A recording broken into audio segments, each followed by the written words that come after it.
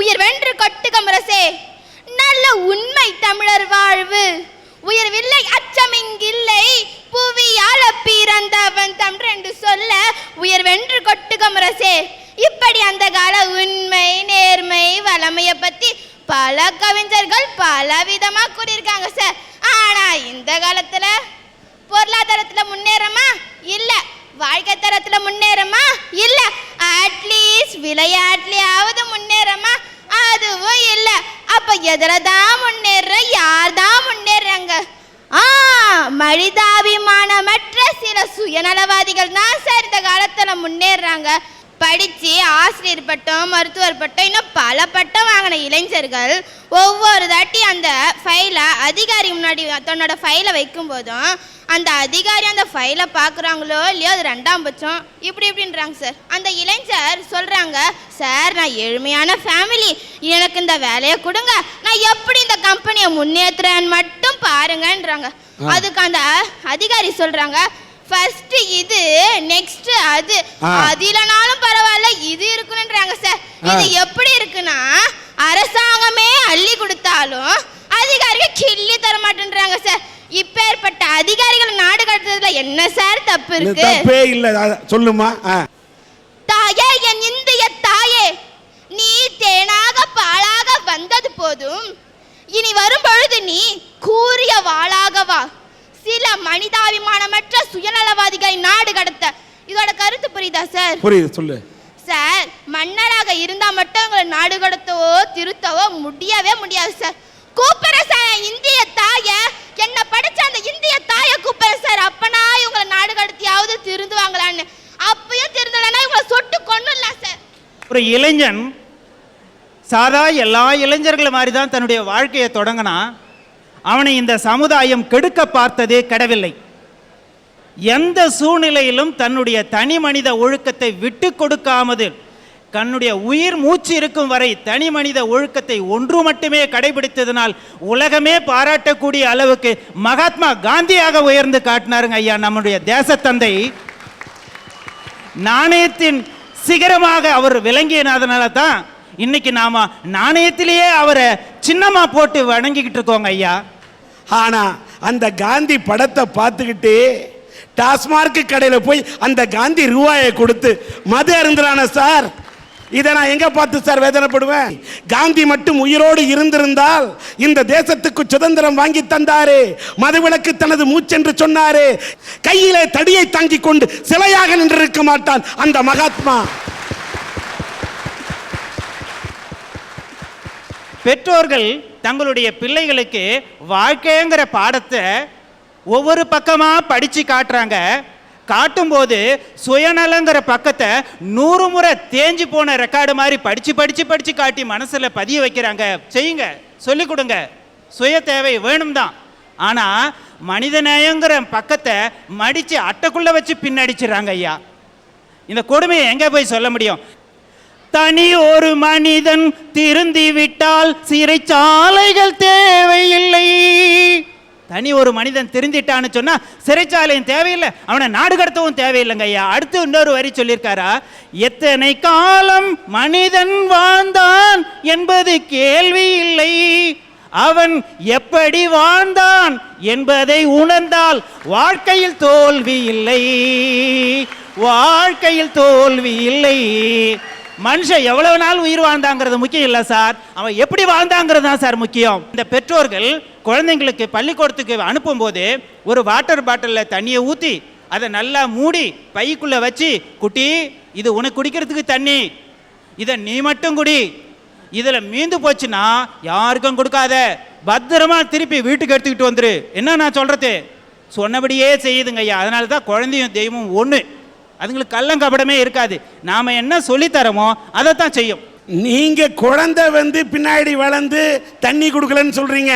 இன்றைக்கு தமிழ்நாட்டிலே காவிரிக்கு தண்ணி தாருங்கள் தாருங்கள் என்று கேட்டால் தர மறுக்கிறார்கள். முல்லை பெரியாறு அணைக்கட்டை உயர்த்த வேண்டும் என்றால் பக்கத்து மாநிலம் கேரளாவில் இருப்பவர்கள் உயர்த்த விடுகிறார்களா? ஏன் சார், அண்டை மாநிலம் இந்தியாவில் ஒரே மாநிலத்துக்கு கீழே இருக்கிறோம், நமக்கு அவங்க தண்ணி தர மாட்டேங்கிறாங்களே, இதை நான் எங்கே போய் கேட்பது? இந்த ஆதங்கம் தமிழ்நாட்டில் இருக்கிற ஒவ்வொரு ஜீவராசிக்கும் இருக்குதுங்க ஐயா. சரி. பெற்றோர்களே, உங்கள் பிள்ளைகளுக்கு தன்னம்பிக்கையை சொல்லித்தாருங்கள், தனி மனித ஒழுக்கத்தை சொல்லித்தாருங்கள், அதோடு மனித நேயத்தையும் சேர்த்து சொல்லித்தாருங்கள். சமுதாயமே, வாழ்க்கையை தேடி வீதிக்கு வரும் இளைஞர்களை வாழவிடுங்கள். அவர் தனி மனித ஒழுக்கத்தை சிதைத்து விடாதீர்கள். நீங்களும் திருந்துங்கள். இந்த நாட்டில் யாரையும் நாடு கடத்த வேண்டாம் சார். இந்த நாடு தானா முன்னேறிடும் சார். ஆசிரியரே, நீங்கள் பள்ளிக்கூடத்து ஆசிரியர், 5 MA படித்திருக்கிறேன் என்று சொன்னீர்கள். இது என்னுடைய ஞாபகம். உங்களுடைய புலமையை பார்த்து, உங்களுடைய பேச்சாற்றலின் திறமையை பார்த்து, இந்த சமுதாயத்தின் மீது உங்களுக்கு இருக்கக்கூடிய அந்த பொறுப்பை பார்த்து இந்த அரட்டை அரங்கமே பெருமிதப்படுகிறது என்பதை இங்கே சொல்லிக்கொள்ள கடமைப்பட்டிருக்கிறேன். இளைஞனாக இருப்பவனுக்கு இந்த இளமை பருவம் தாண்டிவிட்டால் முதுமை பருவம் வரும். ஆனால் இளைஞனாக இருந்து சாதிக்க வேண்டும் என்று ஒவ்வொரு இளைஞனும் நினைக்க வேண்டும். சத்தார் சிங் என்று ஒரு 12 வயது சிறுவன் இருந்தான் ஐயா. அவன் பஞ்சாபிலே சுதந்திர போராட்ட வீரனாக இருக்கின்ற 99 பேரிலே இவன் 100வது ஆளாக இருந்தான். வெள்ளைக்கார அரசாங்கம் பார்த்தான், 100 பேருக்கும் தூக்கு தண்டனை விதித்தான். அதிலே இந்த சத்தார் சிங் 12 வயது சிறுவனும் ஒருவன். உடனே அந்த வெள்ளைக்கார அதிகாரி பார்த்தான், எல்லோரும் பார்த்தால் இளைஞர்களாக இருக்கிறார்களே, நீ மாத்திரம் சிறுவனாக இருக்கிறாயே, நீயுமா இந்த சுதந்திர போராட்ட வீரத்திலே கலந்து கொண்டிருக்கிறாய், ஆகவே நீ என்னிடம் மன்னிப்பு கேட்டால் உன்னை நான் விடுதலை செய்வேன் என்று அந்த வெள்ளை அதிகாரி சொன்னான் ஐயா. அதற்கு அந்த சத்தார் சிங் சொன்னான், இந்த 99 பேர்களை தூக்கு போடுவதற்கு முன்பாக என்னை முதலிலே தூக்கில் போடு. ஏன் என்று சொன்னால் இந்த இறந்த இந்த 99 ஆவிகளும் அங்கே வரும். அவர்களை நான் வரவேற்பதற்காக முதலாக அங்கு சொர்க்கத்திலே போய் இருக்க வேண்டும் என்று சொன்னானே. அப்படிப்பட்ட இளைஞனாக நம்முடைய நாட்டு இளைஞன் மாற வேண்டும் என்பதற்காகத்தான் இந்த அரட்டை அரங்கத்திலே பொழுதுபோக்காக திரிகின்ற வீணாய் சுத்துகின்ற இளைஞர்களை நாடு கடத்த வேண்டும் என்று சொல்லுகிறேன். ஒன்னில் இங்கே ஒரு இளைஞன் மதிமயங்கி கிடக்கிறான். எல்லோரும் சுத்தி வேடிக்கை பார்க்கறாங்க. ஆனா அவனை காப்பாத்துறதுக்கு யாரும் போகல. ஒரு இளைஞன் என்ன பண்ணா, திடீர்னு போனா ஒரு சோடாவை வாங்கின்னு வந்தான், எழுப்புனா. என்ன இது, இந்த இளைஞன் இவனை எழுப்புகிறானே, ஒருவேளை விழுந்து கிடப்பவனும் இவனும் உறவினனா என்று கேட்டேன் ஐயா. அதுக்கு அவன் சொன்னான், சொந்தக்காரன் இல்லை, ஒன்றும் இல்லை சார், அவன் எந்த கடையில் சரக்கு அடைச்சிருக்கிறான் தெரியல, இவ்வளோ கிக்கேறி இருக்குது, அந்த கடை அட்ரஸ் தெரிஞ்சுக்கிறதுக்காக நான் அவனை எழுப்புனேன்னு சொல்கிறான். இப்படியெல்லாம் நம்முடைய இளைஞன் கெட்டு போகிறான் வீதியிலே என்று சொன்னால், நாங்கள் எல்லாம் ஆசிரியர், எங்கள் பள்ளிக்கூடத்திலே வருகின்ற மாணவர்கள் எப்படி இருக்கிறார்கள்? பள்ளிக்கூடத்தில் பாடத்தையாவது புரிஞ்சுக்கிறானா? நானே ஒரு நாள் பூமியினுடைய வடிவத்தை பற்றி பாடம் நடத்தணும் சார். இப்படி பாடத்தை நடத்தும் போது என்ன சொன்ன, எல்லா பசங்களும் புரிஞ்சுக்கிட்டாங்க. கடைசியில் முனுசாமின்னு ஒரு பையன், அவன் புரிஞ்சிக்கவே இல்லை. அதனால் பொடி டப்பா வச்சுருந்தேன், அது உருண்டையாக இருந்தது. அந்த பொடி டப்பாவை எடுத்து காட்டினேன், இதை பாடுறா முனுசாமி, பூமியினுடைய வடிவம் என்னான்னு பாடுறான்னு. சார் பூமியினுடைய வடிவம் உருண்டை சாருன்னா. திங்கக்கிழமை காட்டினேன் உருண்டன்னா, செவ்வாய்க்கிழமை காட்டினேன் உருண்டன்னா, புதன்கிழமை காட்டினேன் உருண்டன்னா, வியாழக்கிழமை காட்டினேன் உருண்டன்னா, வெள்ளிக்கிழமை என் பொண்டாட்டி வாத்தியார் என்ன அன்னாரம் இந்த பழைய சொக்காய பழைய பொடி டப்பாவை போட்டு போகிறாள்ன்னு சொல்லிட்டு சதுரமான பொடி டப்பா வச்சுருந்தா. இதை தெரியாத நானும் பள்ளிக்கூடம் போனேன். என் போதாத நேரம் இன்னைக்கு டிஓ வந்தார், என்ன சார் பாடம் நடத்துறீங்கன்னு கேட்டார். சரி பூமியினுடைய வடிவம் நடத்தின என்ன, எல்லாரும் கேட்டா சொல்லுவாங்களான்னா, ஓ சொல்லுவாங்களா என்ன, என் தலையெழுத்து அந்த முனுசாமியை பார்த்து தான் கேட்டாரு.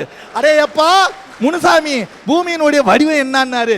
அவன் உடனே என்ன பார்த்தான், நான் பாக்கெட்டை பார்த்தேன், பார்த்தா சதுரமான டப்பா இருந்தது, எடுத்து காட்டினேன். அவன் சொன்னான் பூமியினுடைய வடிவம் சதுரம்.